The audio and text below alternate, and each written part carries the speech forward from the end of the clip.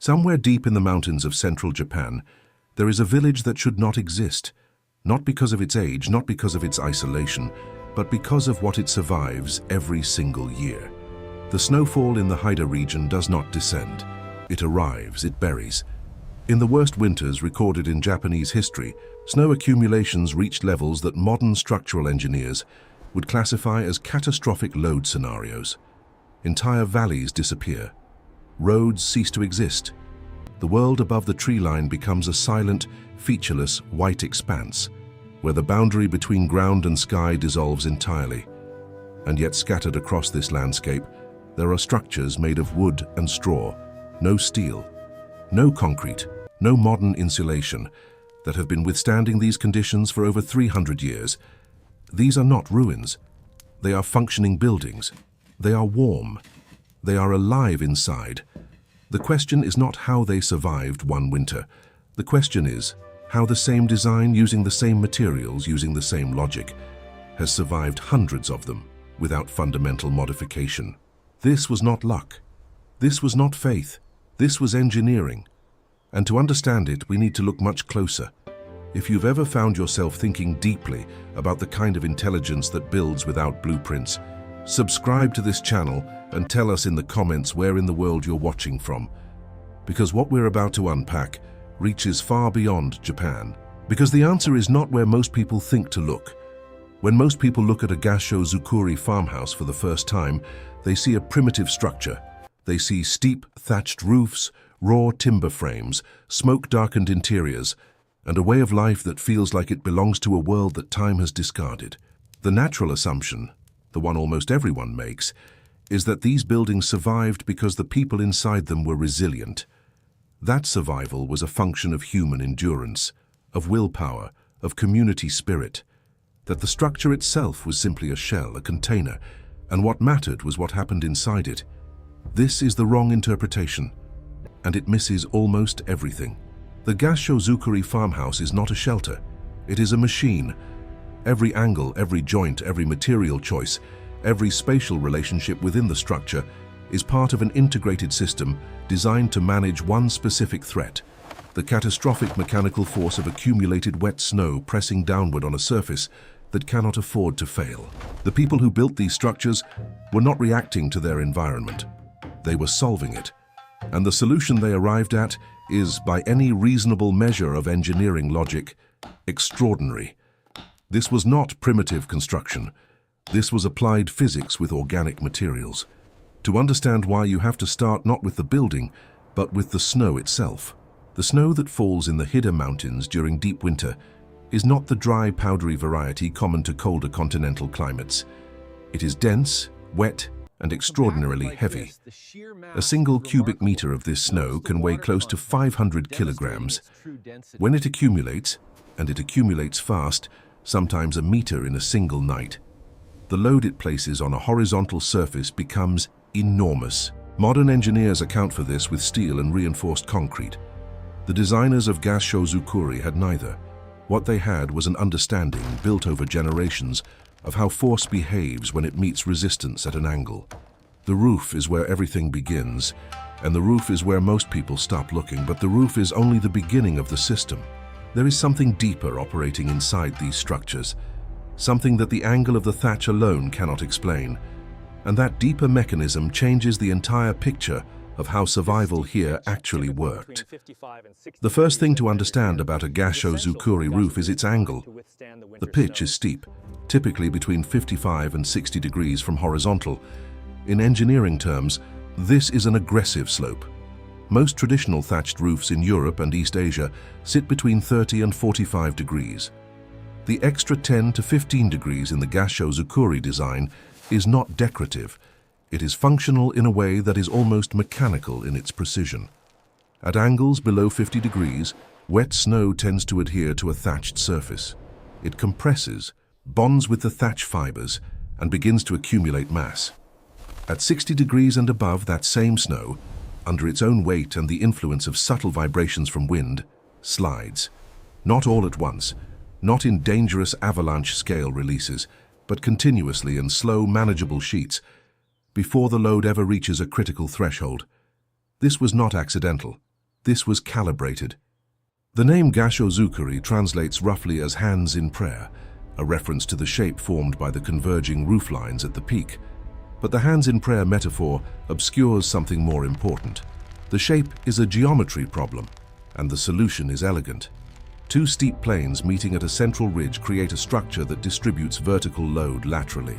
When snow presses down on the surface, the force is redirected not into the walls and floor, which would be structurally catastrophic, but outward and downward along the slope itself. The building is not absorbing the load, it is redirecting it. The internal timber frame that supports this roof operates on the same principle. The beams are not arranged in a simple post and beam grid. They form a complex triangulated network that transfers load through multiple pathways simultaneously. If any single beam is overstressed, the network redistributes. The structure flexes rather than fractures. This is not the engineering logic of rigidity. It is the engineering logic of resilience. It is the same logic used in suspension bridges, in the curved fuselages of aircraft, in the shock-absorbing architecture of earthquake-resistant buildings. But this version was built in the 17th century, with hand tools and no formal mathematics. This was not guesswork. This was accumulated intelligence encoded in shape. And yet the angle of the roof and the arrangement of the timber frame are only two elements in a system with far more layers than the exterior suggests. Because what happens at the surface of the structure is only the visible part of the mechanism. The invisible part, the part most people never consider, is what happens with heat. A fire burns at the center of every Gasho-zukuri home. It is called the irori, a square hearth cut directly into the earthen floor, open to the room above, never enclosed, never covered. In a modern context, this would appear reckless. An open fire inside a structure made entirely of wood and straw, with no chimney, no flue, no dedicated ventilation shaft. In a modern context, this would be a fire hazard and an air quality catastrophe. But that interpretation misses the function entirely. The irori is not a heating element, it is a system driver. The heat produced by the irori rises. This is obvious. What is not obvious is what that rising heat does to the structure around it. The Gasho-zukuri farmhouse is typically 3 to 4 stories in height, and the interior volume above the ground floor living space, the vast, cathedral-like attic that occupies most of the roof's interior, is not wasted space. It is the thermal engine of the building. As heat from the irori rises into this space, it carries with it two things: temperature and smoke. The temperature warms the thatch from the inside, creating a thermal gradient across the roof's cross-section. The outer surface of the roof is in contact with sub-zero air and accumulating snow. The inner surface is bathed in rising warm air. This gradient does something specific to the snow above. It keeps the base layer, the layer in direct contact with the thatch, at a temperature just above freezing. This changes everything. When the base layer of snow remains marginally warmer than the layers above it, it stays slightly plastic, slightly mobile, slightly unbonded to the surface beneath it. This is the physical condition that allows the steep angle of the roof to do its work. Snow that has frozen solid onto a surface will not slide regardless of the angle. Snow that remains marginally mobile at its base will slide, gradually and continuously, under its own weight. The irori is not just heating the people inside the building. It is actively managing the mechanical behavior of the snow on the exterior surface. The fire inside is engineering the conditions outside. This was not intuition. This was a system built on cause and effect, refined over generations. But understanding the thermal gradient alone is still not enough to explain the full mechanism, because the smoke rising from the irori is doing something to the thatch itself that has nothing to do with temperature. And this is the element that most observers miss entirely. Smoke is corrosive. Anyone who has spent time around open fires knows that smoke damages materials over time, darkening surfaces, depositing residue, slowly degrading organic matter. This is the expected logic. And by that logic, the continuous exposure of a thatched roof to smoke rising from an open hearth should accelerate the deterioration of the straw, shortening its useful life and increasing the structural risk in precisely the conditions where structural integrity matters most. The reality is the opposite. And this is where the system reveals its deepest layer. The smoke produced by the aurora, when burned with specific fuel types, primarily hardwood and agricultural residue, contains chemical compounds including creosote, tar particulates, and phenolic resins. As this smoke rises through the interior space and contacts the underside of the thatch, these compounds are deposited into the straw fibers over years and decades of continuous exposure. The effect is a slow, progressive chemical treatment of the organic material. The thatch becomes hydrophobic. It repels water rather than absorbing it. It becomes resistant to fungal growth and insect infestation, both of which would otherwise destroy the structural integrity of organic roofing material in a high-moisture environment within a decade. And it becomes more thermally stable, less prone to the freeze-thaw cycling that causes organic materials to crack, expand, and lose cohesion over time. A Gasho-Zukuri roof that has been actively smoked for 50 years is not weaker than a new one. It is stronger, it is denser, it is chemically hardened. This was not a side effect. This was the mechanism. The aurora was never just a fire.